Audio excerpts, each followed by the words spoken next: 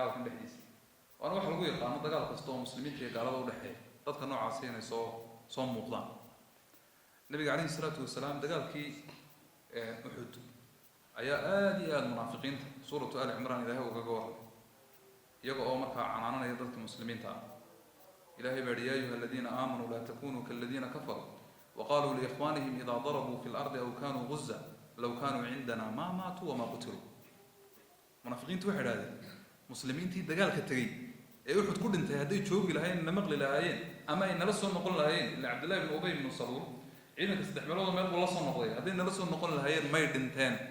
ما أنت المحل لي حماس دينا وير كقاعدين تذكر أنت ما يدنتين مينا قرنا وحقرنا بيلا باتين كرا وما حتى الإيمان بالقدر أي منافقين تكمقا إلهي سبحانه وتعالى يقول ليجعل الله ذلك حسرة في قلوبهم قلب يوضو مروق يكتا كيف انت مقصن دولانا هذا وما مروق أو كل ملا مركاتها سنة ومقطع وحنا نركي أن ورباهنا فربضا أو ضمان مسلمين اللي قال لي هاي أو قال هذا لصعود أو يهودي لصعود أو منافقنا ماذا لفتي وحنا نركي ساقوة مضح أو يجا لصفن عناها هي دور إلا وتنك الدولة العربية وحلا الله وحيا يمتر دور كنت كدولة الإسلام كا وحلا الله وحيا وقبتين متر لما هو إنه ضاونين يضو وحيا ولا ليه نرك على قولين عيال كير الله لينا إسلامي الله لينا وضمر كير الله لينا قصاب هو منافقين هنا إيه أنت هو حسارية كون مسلمين فرق ما في قكرة يهودي إسرائيلي ما ورن كر إسرائيل بوحة سميسي يدا ضد كلينا يسا يدا مدافع لرد عيسى يدا جوريها دمين يسا يدا ضد كلينا يسا ما ورن مسلم كانوا كسور دي عبد الله بن أبي بن سلول يكون لم يتكاهى أي مسلمين تي النبي عليه الصلاة والسلام وإيدين شرين كقضية مهمة وإن كبر سنة لنحسن درسي الإلحاد كم إذا دروس تلاقي على يوم معركة طوفان الأقصى وجهاد كما كرب سبحانه وتعالى شرعيي وحدث كمسلمين تعالوا شيء والهدية أمريكا لم ضنا يسان ودقال بربر النفابية عم تبقى واي يسان قرض إنك زهور شيء دم برادة يكشرها شباب توامية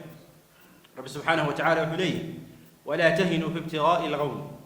تكونوا تألمون فإنهم يألمون كما تألمون وترجون من الله ما لا يرجون وكان الله عليما حكيما مركز واحد إن يمسسهم قرح فقد مس القوم قرح مثله يهود ما واحد كشرها النبعية برادة مركز دقاتهم كشرها شباب توامية خسارة بحسن أو أعض بلارن بسوقع سوقع أو كوكته هاي إلهي قلبي يقول إنه كنت وراي رهبة بعدين أي كبقى يعدد كمؤمنين يا جهادي وزير الخارجية مريكان وحلاية هاي واحد إسرائيل كل داعي 7 أكتوبر وطبعا الله وحي كوي 8 سبتمبر نقول عاد كوي 8 سبتمبر تاريخ الدنيا طبعا لا في إسرائيل كل داعي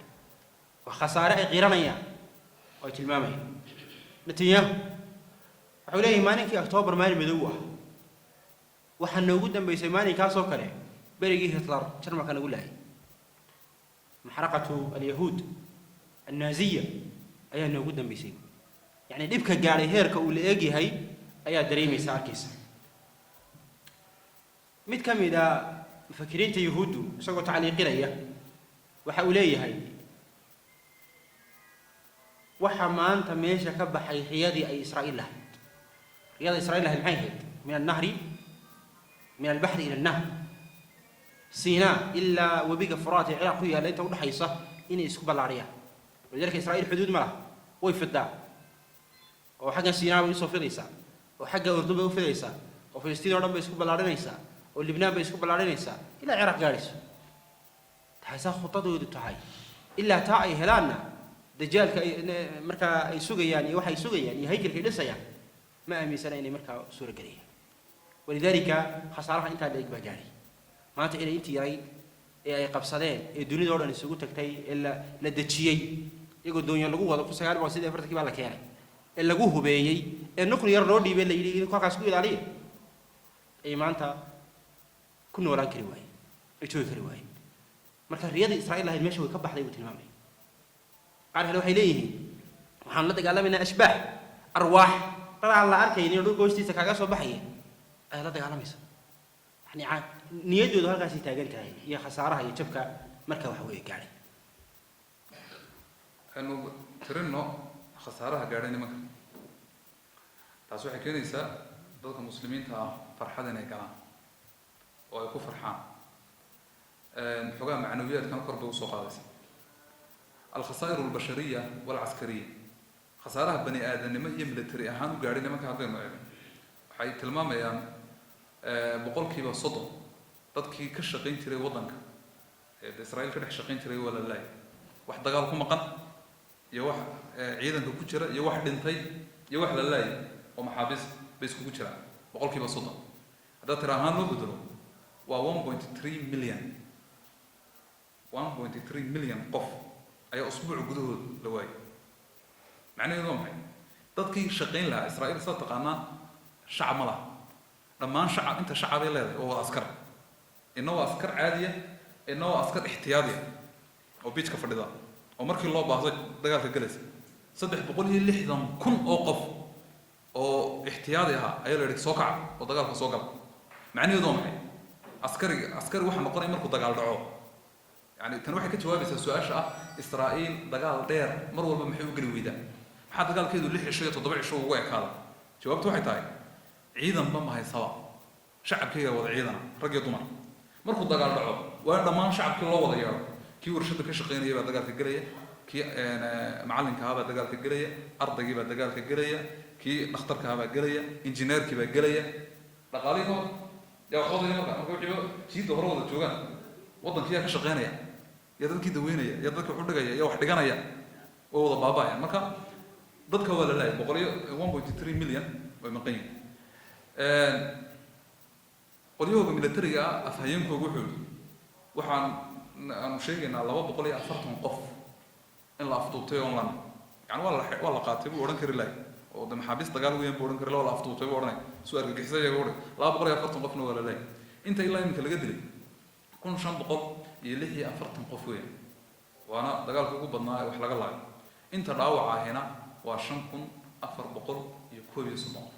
marka ma sahlana in takunu ta'lamuna fa innahum ya'lamuna kama ta'lamun dhaqaaluhu wuxuu ka mid yahay waxyaalaha ugu badan ee wadda saaran yahuudu meelay joogaanba hadday Israa'iil joogaan iyo hadday dunida galbeed joogaan waxay ku talagalaan inay dhaqaalaha ugu badan iyagu hantiyaan axras annaasi calaa xayaatin ayaa ilaahay ku sifeeyey dadka nolosha iyo inay noolaadaan marka waxa weeye dadka ugu dadaalka badan leh bay ku jiraan dagaalku saad ogtihiin waxa uu meesha ka saaraa dhaqaalaha kaydsan iyo kii markaa faraha lagu hayay intaba oo hal maalin dagaal waxay ku bixi lahaa sanad miisaaniyadda ayaa tusaale hal maalin dagaal ku baxaya oo xaaladii rasmiga laguma jiro waxaa kaloo jira cid kasta oo danaynaysa musuqmaasuq oo xilliga ka faa'iidaysto oo xaalad dagaal baa lagu jira oo xilli wax laga baaraandegi karo ama laga fiirsan karo ma aha isku soo wada xoora waxaa soo dhali waxay keenayaan in dhaqaaluhu hoos u dhaco Israa'iil dhaqaalihiisa xog u maraya maxay khasaareen ilaa iminka wuxuu leeyahay wasiirka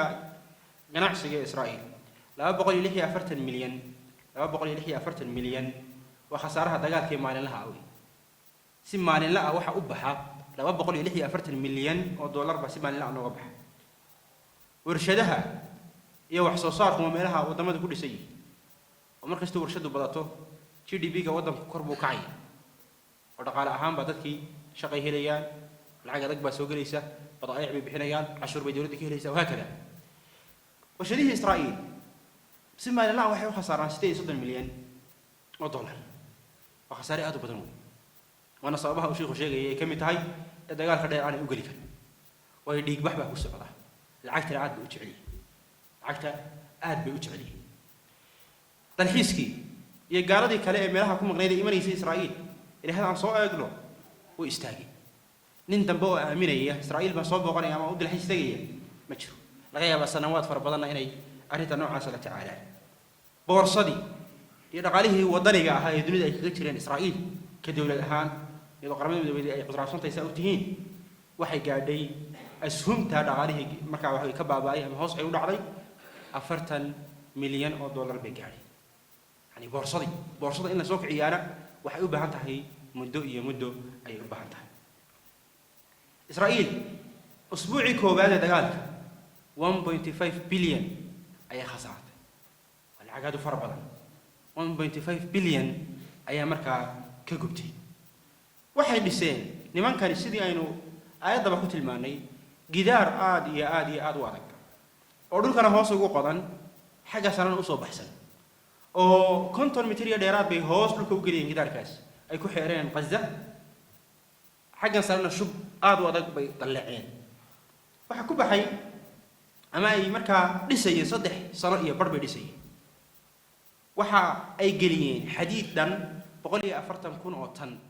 140,000 oo tan oo xadiid gidaarka la geliyay sida uu adag yahay u dhidban yahay wad garan kartaa oo qiyaas kartaa. waxay geliyeen kharasaano iyo shub ka kooban 3 milyan oo mitir mukacab 3 milyan oo mitir square shub ah bay geliyeen oo aad u adag. waxay u taragaleen inaan ciidan ka soo bixin oo ay qasaam saa ogtihiin askarta qasaam dee ma dul saarna dhulka sida imka anagu dhulka u dul saaranahay dhulka ugu dul soconayna uga socdaan magaalooyin hoose ku jiraan oo ay dhisanayeen magaalooyinka hoose inay qodaan oo xagga xadka kale u tallaabaan bay ka cabsi qabeen lidaalka bay 50 mitir iyo dheeraad hoos u qodeen. laakiin maxaa meeshii kaga soo baxay فأتاهم الله من حيث لم يحتسب meel aanay waxba ka filaynin. nin islahaa maanta xarakad xamaas ma intay duusho samada kaga soo degaysa qasaan iyo nin islahaa gidaarkaas la kala dilaacinaya la furaya oo saasa ugu gariya Israa'iil qof takhayulay ma aanu jirin khayaalkii maskaxda kuma leeso dhacay. gidaarkii lacagta inta leeg waxa ku baxay gidaarkaas 1.1 bilyan oo dollar ba ku baxay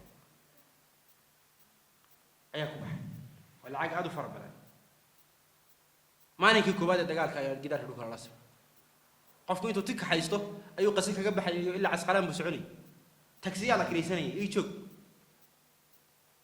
gidaarkii inta lagu bixiyay ayaa dhulka la soo. ilaahay subhanahu wa ta'ala guusha ugu ku guuleeyay ahl Gaza iyo Hamas ay markaa wax bay ka mid tahay. nimanka waxa soo gaaray al-khasaa'ir as-siyaasiyya wa an-nafsiyya khasaaro siyaasadeed iyo mid nafeed labadu way soo gaareen. mid nafeed uu soo gaarayo dee shacabkii la lahaa aamin baati oo waxaad haysataan aqwa jish fi sharq al-awsat ciidanka ugu xoogan bariga dhexe caalamiyan waxa la yiraahdaa 20ka ciidan ugu horeeyo ku jira ciidanka Israa'iil ciidanka afka iska mid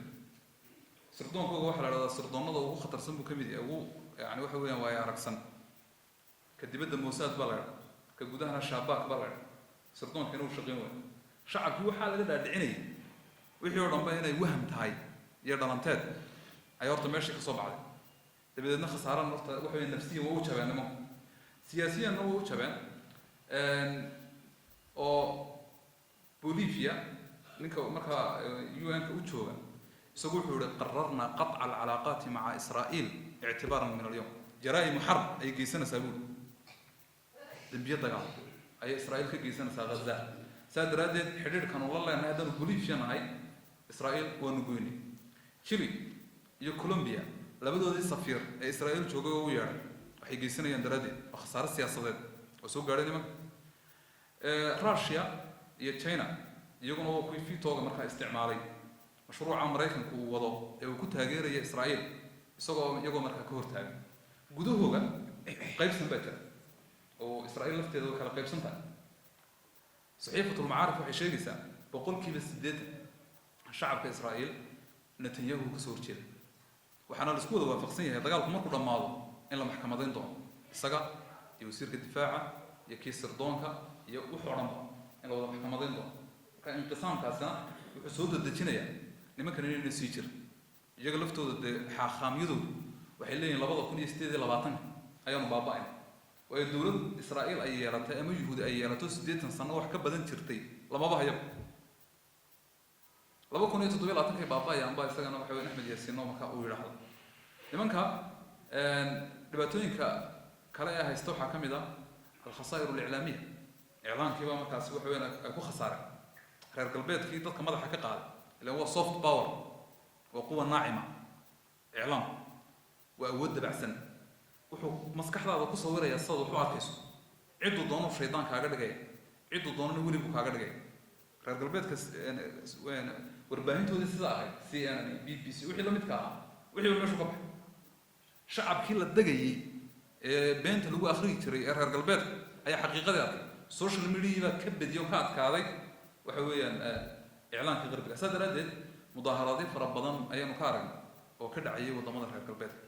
madrid ayuu ka dhacay mudaaharaadyo ka dhaceen london bay ka dhaceen paris bay ka dhaceen chicago maraykan ku taallay ka dhaceen wilaayatu michigan ayay ka dhaceen oo maraykan ku taalla washington congresska hortiisa laga mudaharaaday dhexdiisana waa tii markaasi waxay blinkan ay dadku waxay gacmo dhiiga kor ugu taageen iyagoo markaasi aad uga xanaaqsan hawsha uu wado bosnia iyo herzegovina caasimadeeda mudaharaadyada ka dhacay amsterdam oo holland caasimadeeda mudaharaadyada ka dhacay geneva oo switzerland waxaa ka dhacay mudaharaadyo muqdisho ka dhaceen ribaad oo maqrib ku taalay ka dhaceen sydney oo australia ku taalay ka dhaceen xataa yuhuudi qudus joogtay ayaa ku mudaharaaday nimanka urdun bay ka dhaceen mudaharaadyadu lubnaan ciraaq qatar libiya yaman dahraan masar cumaan dhammaan waa laga wada mudaharaad iska dhaafe kuwii kubadda ciyaarayay kubadda marka weeyaan daawanayay jamaahiirta iyo taarabunadii ayaa falastiin taageerayay celtic oo laga leeyahay naadi laga leeyahay markaa scotland championka markay la ciyaarayeen atletico madrid dhammaan calaamadii waxay soo qaateen falastiin rashiidooyinkoogina way qaadayeen jaamacatu harvard oo maraykanka ku taalla waxay daraaso ay samaysay ku tilmaamay 48% dhalinyarta maraykanka ee da-dooda ay u dhaxayso 18 ilaa 24 xamaas bay taageersiin oo dhalinyartii kuwa waaweyn iska daya imisa social media ka aragteen niman leh waxaanu baadhnay maxay isku haystaan dadkan waxaa noo soo baxday in la dulmiyo dadka falastiin inay waxa weyn israa'iil iyadoo ay markaasi waxay gardaran tahay imisa wacyiga dadku kor u qaadmay marka yani marka dacmigii ay helayeen israa'iil meesha uu ka baxay dowladaha reer galbeedkuna waxay ciiseeyeen waa shacabkooda hadduu shacabku kaco oo yidhaa waxaa lama sameynayo waa la joojinaya rag badan oo baxsaday oo yuhuuda ayaanu aragnay alhijra alcagsiya waxaa la yidhaha baa bilaabmay awal hore israa'iil baa loo soo hijroon jiray soo ma imika waxaa dhacay alhijra alcagsiya yurub baa loo wada baxsanaya waxaana farqi u dhexeeyaa baa la yidhahdaa jiilkii hore ee israa'iil aasaasay iyo jiilkan farqi weyn baa u dhexeeya jiilkii hore ee hertazal iyo ay hogaaminayeen bingorion iyo raggaas waxay ahaayeen niman naftooda u huraya kaanuu yudaxuuna anfusahum liqiyaami dowlati israa'iil si loo taago ayay usoo istaageen iyagu kuwani laakiin israa'iil baa wax walba siinaysa say u joogaan arbal joog dee nina ma fadhiya meel lagu dilay maalin walba madfac lagu soo tuuray way wada baxsadeen baxsadkaasi muxuu keenayaa inayna sii jirin waayo nimankani dee waxa weeyaan warshadohoogii o dhan baa baaba'aya marka laga qaxa meesha cid ciidanka soo gasha la heli maayo way baaba'ayaan marka iyaga laftoodana marka gudahoogana qaybsankaasi ayaa ka jira waxaa xusid mudan hal mudaaharaad oo lagu taageersan yahay israa'iil inaan hal mudaaharaad oo sida kuwan aynu sheekhu tilmaamay malaayiinka qof ee shaarica usoo baxeen oo lagu taageersan yahay israa'iil ma jiro dhammaan dadku waxay taageersan yihiin ama mujtamacu caalamiga ahi iyadoo wakaaladihii wararka aan waxba laga dhegeysanay waayo laba aflayntoodii baa la arkay darsiga toddobaad ee ugu dambeeya waxa macrakadan aynu ku ogaanay gaaladu inay midaysan yihiin maxay ku midaysan yihiin la colaytanka dadka muslimiinta ah marka social media saa u eegto ee falcelinta dunida caalamku ay ka sameeyeen maanta Gaza waxa ka dhacay aad aragto waxaad arkaysaa dadka ugu colaytanka badan ee ugu hadalka adag leh marka muslimiinta Gaza laga hadlayo inay hindida yihiin maxaa hindiya inay kala qaay cibaad al-baqar waxaad dareemaysaa kufrigu si uu yahayba kalooda caabudaya ka jiirka caabudaya iyo ka yahuudiga qofka muslimka ee diinta Ilaahay ku taagan bay colaysanayaan oo marka ay colaysanayaan Ilaahay subhanahu wa ta'ala uu ka war quraankeena ya rabbi subhanahu wa ta'ala inuu wacday walladheena kafaru ba'dhum awliya'u ba'd illa taf'aluhu takun fitnatun fil ardi wa fasadun kabir wa rabbi subhanahu wa ta'ala timami qaaladu way isu nusraynayaan oo isu gargaarayaan waxay ku midaysan yihiin colaytankii oo marka waxa weeye inay idin colaadiyaan bay ku midaysan yihiin ma arki karaan qof muslim oo diintiisa si quman marka waxa weeye ugu marka waxa weeye toosan oo ugu marka jira hadii tusaale soo qaadano sheekh aynu si dhameystiri doonee maanta Gaza oo 384 kilomitir square ah ay ku dhool yihiin 2.3 milyan oo jeelka dunida ugu weyn ah oo hareeraha oo dhan laga xidhay nimanka isku dayga sameeyay dagaalka galay ee wax iska dhiciyay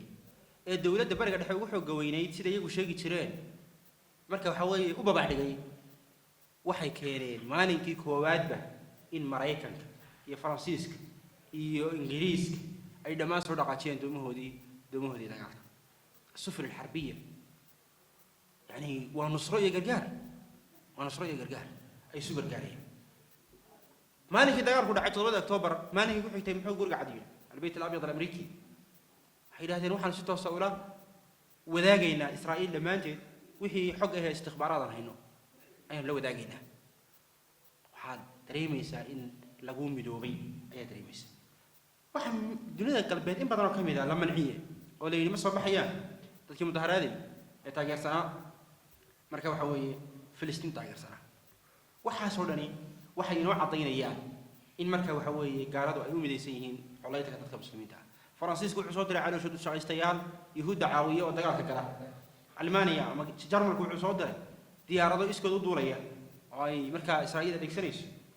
Britain waxay soo dirtay diyaarado caadi ah dagaal 2,000 askari ka badan Mareykanku keena markaas wali bay dhayimi markaasaa wasiir khaarijihi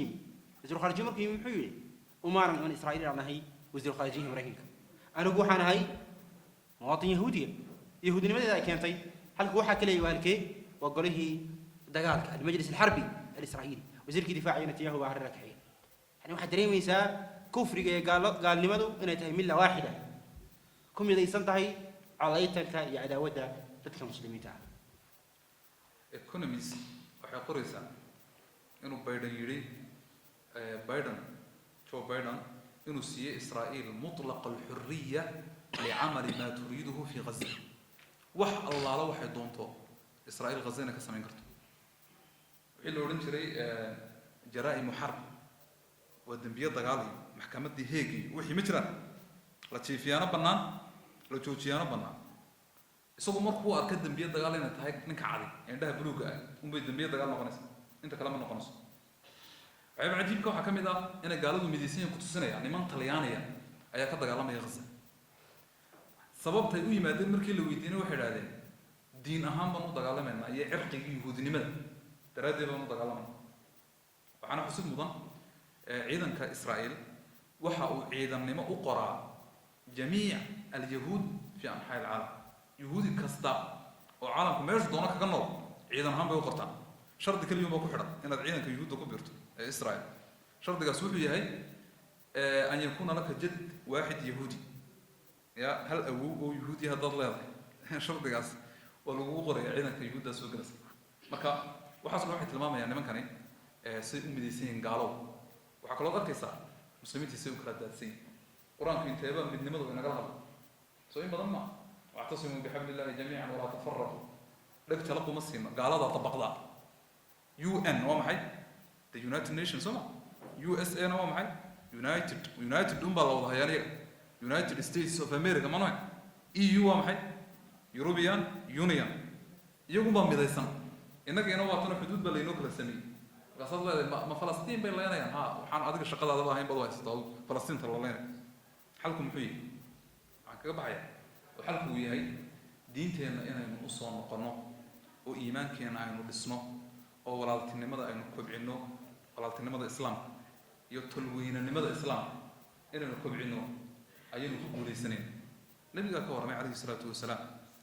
idha tabaya'tum bil'ina wa akhadtum adnab al-baqar wa raditum biz-zar'i sallata Allahu alaykum dhullan la yanzi'uhu ahad hatta tarji'u ila dinikum marka mukhalafat iyo dunuubta farabaqsataan dulliba ilaahay idin saara dulliba waxa idin ka saarayo nintiina inaad u soo noqotaan waxa weeyaan ilaahay la raali geliyo oo diinta islaamku sida ahayd loo dhaqmo